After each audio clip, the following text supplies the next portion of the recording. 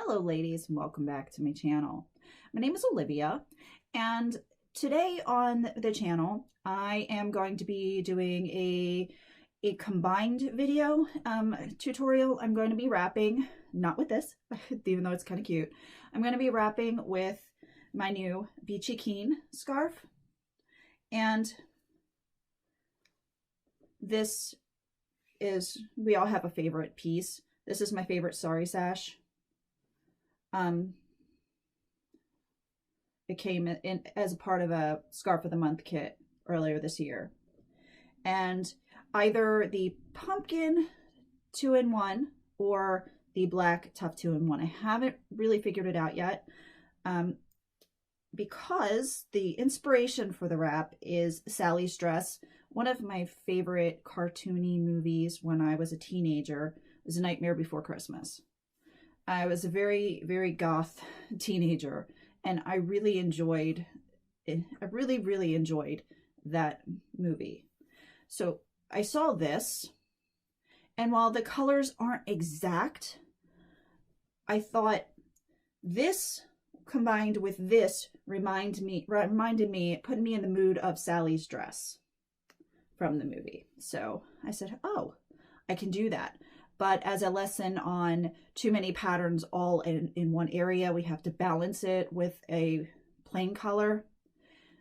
I decided to toss in either the pumpkin, because, you know, Jack Skellington was the Pumpkin King, or this black. And the black is kind of like the safest. Black goes with just about everything, but that's the safe bet. This one is the more adventurous one. Now, today's other topic I've been putting off because I don't think I'm an expert on the topic of taking selfies, attractive selfies, or making videos with proper lighting and proper angles. I don't think I'm an expert. I've not been shooting videos or taking selfies for as long as a lot of people. I was kind of like I don't want to take selfies because I don't want to put out there horrible photos of myself. And I knew going into it that I wouldn't be as good at it as, say, my daughter, who I've relied on my daughter, and the daughters that they're her friends, but I consider them my other daughters. I've asked them lots and lots of questions about what makes a good selfie, what makes a good angle for a video, and their number one and number two answers were angle and lighting. Now, I struggle with lighting constantly, and I struggle with it because natural lighting is best, but I can't always set up for shooting in an area that has really strong natural lighting. So that the lighting is coming from in front of me, it's always at the side. When my house was built, the windows were not angled in the rooms that are available for shooting in a way that is flattering for anything.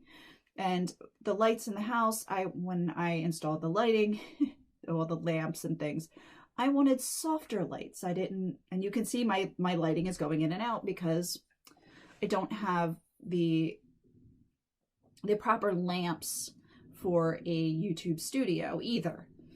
So it was really difficult. I wanted soft mood kind of lighting because coming in from working, I wanted to just relax. So when I started to do the videos, it got really frustrating really quickly because there was no way I was getting the lighting correct. So all of that just to say, I don't think I'm an expert. I'm not trying to step on anybody's toes. I'm not trying to say I know everything, because I'm continuously learning. Now, if you want help in the kitchen, totally my gig. You know, that's where that's where I excel. I'm really comfortable there. But here I'm kind of stepping out of my comfort zone, making tutorials and discussing angles and videos. Now, I'm going to put a clip in probably somewhere around here, or a little bit later, of what I did with my phone, because I see a lot of videos being shot from the, from down here in my lap kind of area where you're holding it underneath, and the angle shows, you can see I don't really have like double chins and all that stuff. But even if you did, it's not horrible. But when you're taking a photograph, you don't want to take it from the down up angle so that you see double chins, or you want a more chiseled chin. You also don't want to see up your nose, which I'm constantly trying to get others to not, when we're FaceTiming, to not hold the phone this way so we're looking upwards at them. It's a little awkward when things aren't as neat as in those areas as they should be. So, but on the other hand, we don't want to take our phones up here and take it so that we have elongated alien heads. I mean, it's awkward enough if you catch me at the wrong angle with my Wendy shaper or my Uber, that I look like one of those crystal skulls with the elongated head, or those ancient peoples with the heads that coned up. So it's awkward, but your head looks this big. If you get it too high up here, your head is really big and you've got a really tiny torso. Down too low, the accent is on your lower, it's on your chest. Again, when I insert the video, you'll see it. You from here to here. So something I've noticed, taking a video or a photograph from the wrong angle is not a great thing. You end up giving yourself double chins, making yourself seem really large in the foreground, and then a pinhead, really small at the top. Just by shifting, you can see my body gets back into perspective right about here. Now, if I were to keep going, and this is hard for me because I don't have a selfie stick. This angle is rather odd as well, because it's really small body, really big head, elongated, and with the way my shaper is sitting, like one of those crystal skulls with the alien dome points. So when we're shooting a video or taking photographs, the angle is really important. Also, if you're shooting from down here, not only is all the emphasis on your chest as a lady and your chins, I don't have extra chins, I really don't, but you can see up your nose, and that's a bad look. Just to point out, just a random thing. So I'm thinking attractive, same makeup, same wrap, attractive, alien. You can see all my scarves on the ground.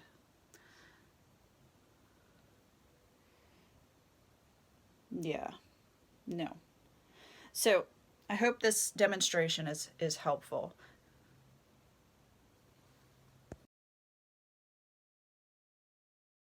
So now my lighting setup, talk a little bit more about the lighting. I just have a stand light next to me facing towards my mirror so that it bounces light back at me. I do have a ring light and I like to use it. Right now it's downstairs and I don't feel like running and getting it, but it also more light coming this way. So I think that is the ideal, to have the light bouncing towards you or coming towards you, even if it's not natural light, which is coming from this direction in. You can see my window back here. And it just shines here, so all of this would be in shadow. And unfortunately, this light from the natural light and this light don't play well together. So I still end up with a very strange lighting issue.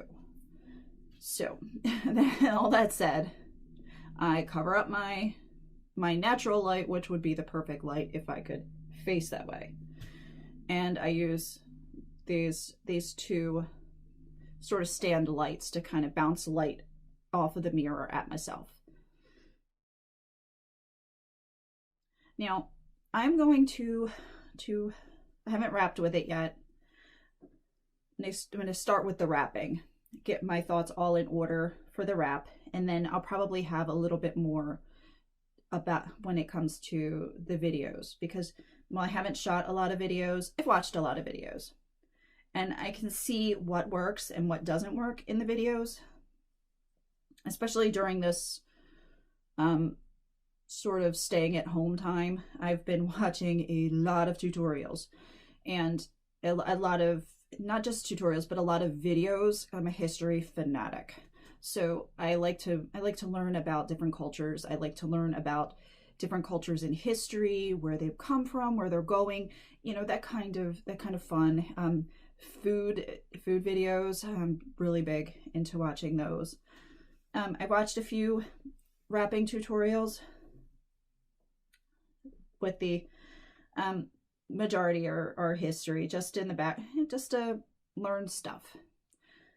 So I haven't wrapped with them yet, these scarves, so I'm just kind of gonna wing it and see what I come up with. So I'm gonna take this one off. I put this on because I hate just wearing my undergarment on camera for a whole bunch of talking in the beginning. This is just a Sari sash. That's a nifty red and white candy cane type stripe. Just nothing super special, but it is pretty. And then purple, because red and purple. This is a 2-in-1 in either lilac or lavender. I think it's lavender. So, okay. Now what I think I'm going to start with is my Beachy Keen. I'm going to keep the wrap simple, and I'm going to keep it simple because there's so much texture and there is so much pattern, so much going on, that I don't want so much. No, I don't want floofing and draping and flowers and wrenching and all the other very large style choices that I have. You know, the Marrakesh type turbans and with the big frills and all that. I want to keep it sleek and smooth. I think that's one of the things about combining lots of texture and pattern is keeping the styling of your wrap simple. So I'm starting by folding over just a bit, because this is a pretty wide scarf, and we'll see how much it is, how much we have to fold it over. Now, I can do angles, and I probably will end up somewhere with an angle in this wrap. Angles are my friend. My face is in need of angles. Now, right now, I'm just choosing which colors I want right next to my face. Wondering if I wanted the blue, it's a navy blue, or if I wanted this teal color. You know, I think I'm gonna go with this because I like the way the angle comes back and it just cuts right at the ear. I really enjoy, if you can see that, I think that works really well. So I'm doing angles without actually doing angles on my face, like so. Now, I'm just going to give this a quick tie in the back just to hold it in place. Okay. It ended up being just about centered on this scarf. Okay. Now, this is when I'm talking about texture on texture. This is kind of what I'm saying. I need a little bit of a break between this and this. It's a lot all at once. This is just too much. It's interesting, but you kind of lose the effect of the stripe and this. There's no place for your eye to settle, and you just kind of get lost in the busyness. So what I'm going to do is I'm going to take my friend the pumpkin, and I'm going to fold over to fit better. Now, I could do it like so, but I think I'm going to make it into a sash because I really like the pattern of this Beachy Keen scarf. So I'm going to fold this into thirds. In my lap is the easiest way. I'm sorry that I can't show it to you, but in my lap is the easiest way to do it. So it's in thirds. It's just big enough to come over just like so. I'm going to go under here, and I'm going to go back here. Okay, now that I have this, I'm going to tie it. I'm stacking the knots so that they're not all on top of one another. The knots aren't like this on top stack like this. They're more like this. And let me spin around, make that more clear. So you can see I don't have the knots piled on top of one another. The first knot is here, the second knot is here. Just makes for less pressure. I know we've been through this. Everybody tells you don't put them right on top of one another because it makes a big bulky pressure point in the back of your head.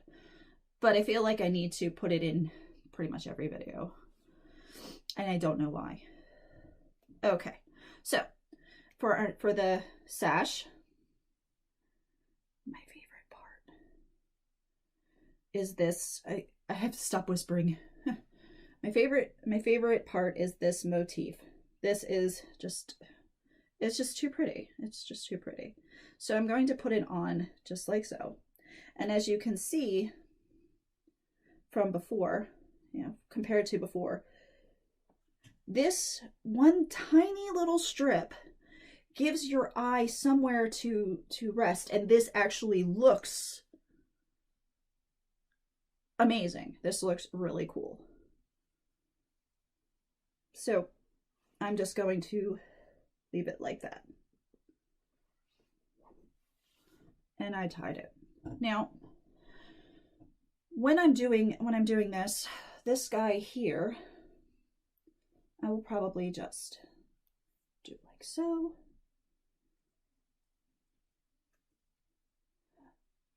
But we see, as you can see, we're coming to the same issue within the back, that this and this aren't playing well together. So before I do that, before I do anything, I should have brought up a glass of water. It's like, oh. So I'm bringing up my friend the orange, making sure not to cover up my flower. You can see him like so. And I'm tucking him away in the back. Just like that. Now, for this,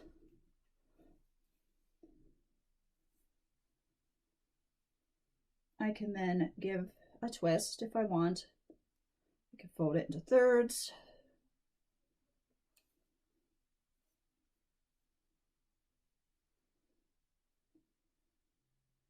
Just do a quick twist. And bring it right back here. And tuck away. Okay, so. Yay, that looks cute. So I'm just going to see what I have here. Okay. Now, on this side, because this side's kind of pretty, I'm enjoying this. I could even move this guy further to the side, and that would be kind of cute too. Let me do that. So take this apart.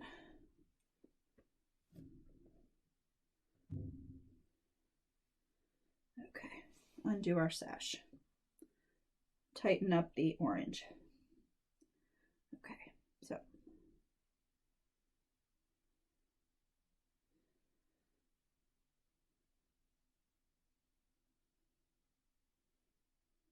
now I like the way this goes right there. Okay. And this will give me a chance to play on this side as well. I'm just going to tie the sash. Now, when I tie it, I just thought I'm going to bring both tails to my right side because I don't really need another piece on this side. So I'm just going to organize my orange pumpkin-y yummy scarf.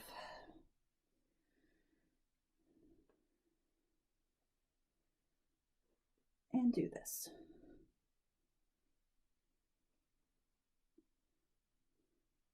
Okay, that works just like that. And then again with the twist, I'm going to twist it back. And I'm not really tightly twisting, it's just a little loose twist. It's trying not to take itself too seriously. Like so. Now, I could wait to do this twist until after I brought this side up, but I don't think I will. I don't think I will. I think I will get it up on this side and then do this side. Right now. Okay. So again, I'm taking the pumpkin and I'm just going to bring this up and at an angle. I'm opening this one up a little bit wider because this is all I have on this side is the one piece of orange. I don't have any extras because when I tied it on, I had this piece and then brought up the tail to give me a little extra orange on this side. Now I'm going to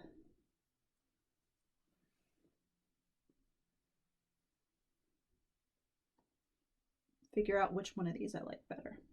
Okay, I think it's this one.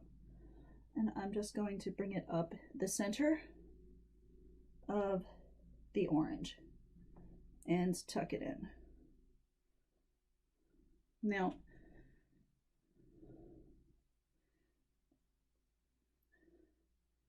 this gives me, when I bring it up, it gives me that really, really neat ridge here. And that's why I wanted to roll this and bring it over first. It kind of gives that really cool ridge.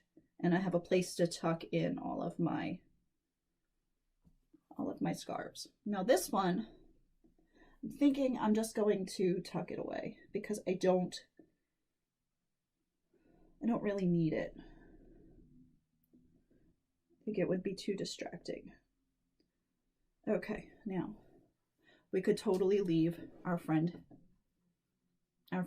the tail hanging here. We could do that trick, and forgive me, I don't remember the wonderful lady's name. Somebody will tell me, I am sure, where you take this and you end up tucking it up underneath so your tail is shorter than it is. It's just like kind of tuck it up under. But I'm going to be using scissors and cooking today. I don't want to set me on fire. That's definitely not a good look. Setting oneself on fire is no good. So I'm just going to twist it up, same as I did the other side, but behind and tuck away. You could leave just that little teeny tiny bit of a tail hanging out there. Not my style. But as you can see, we have here one rather interesting looking wrap. Lots and lots of texture, colors, but this I loved it. And it definitely made me think of Sally's dress, hence the name. So I hope you've enjoyed watching me wrap the Tichel. Again, with the advice that I was giving about the lighting and about the angles, I'm gonna say a little bit more about shooting the videos. I know we're all at home shooting videos for tutorials and just to stay in touch with each other, stay in contact. So what I'm going to do is I'm going to pick up my screen right now and bring it towards me some and show you just a few other things that I was thinking about while wrapping. So forgive me for it wavering and being weird. Now, when we're videoing, if we video where we're here, number one, I can see every imperfection in my makeup, in my skin. You really can't, it's just, my head is huge. Even here, it's just too close. You kind of need to get a little bit of distance. So setting it here, having a little bit of distance so that you can get a little bit of the room around you. So when your hands are moving, and for me, when I'm doing my scarves, I want to be able to show as much of the scarf and the actions with the scarf as possible. I can't always get down here because I guess maybe I'm sitting too low. Maybe I need to up my chair. I switched chairs with my daughter because the chair I was using works better for her room. So maybe I need to find another chair that's sitting higher because my desk is right about the level of the bottom of the screen. So I might try that. But again, not having the camera too close to you, but I don't want to be sitting halfway across the room either, because I can show you that. And when you get too far away, you don't hear as well, unless you have a mic, which I don't. I've tried using the mic, the one that clips onto the chest, but I don't know, maybe it's my my personality, but I talk with my hands all the time. If my hands aren't moving, my lips aren't moving, and I don't understand why that is. Most of the time I try to do it off camera so you don't see my hands going, oh my God. So, oh my goodness, I am so sorry. What was I saying about sitting too far away? So let's get up and move back as far as I can. See, this is too far away from the camera, and it's just my focus, everybody's focus is back here. I think this is just too far away. I'm so small compared to everything else. So finding the happy medium between too close, too far is important. Now let's move back up. This one's one of those fun interactive videos I didn't think I was going to be doing today. Oh.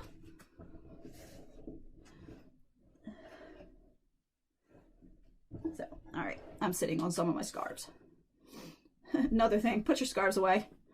I have been lazy. I've been lazy, and mine are all over the floor.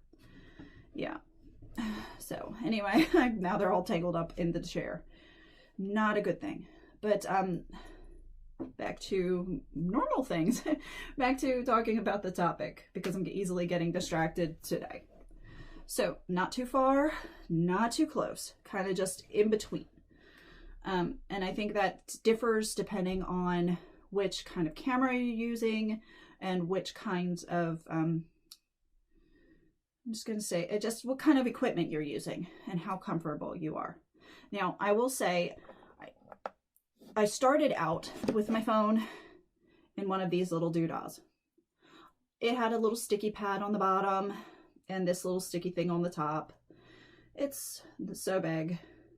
It's like a little mini tripod. When I'm sitting down, this was perfect until the sticky pad wore out and then shot my phone across the room. The problem with using my phone was the sound wasn't as great as I would have liked it to be. So for me, when I was still using it, I grabbed one of these little shelf liner things, cut it into a little square, and I stuffed it in, and then let me turn my phone off. This was helpful for a while, you know. You get to see the cat I wish I had. Anyway, this is how I did it. You can see me filming me. There are also ones that are much nicer than this that sit taller. So if you're standing at the vanity in your lavatory, you can set up the phone and film from the appropriate angle instead of having it set on the sink so that you're filming from this angle down here. So all the all the emphasis is down here on your chest. I think that covers most of it. And I talked about the lighting. I'm going to keep saying this. I'm not an expert. I'm just somebody who is trying to learn through doing.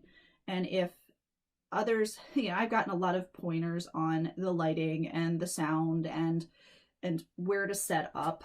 It's been excellent. So I'm just trying to pay it forward and help out as much as I can. So I hope you've enjoyed this video. Please, if you like the content, please consider liking the video and subscribing to my channel. Love you all. Have a wonderful, wonderful Tuesday.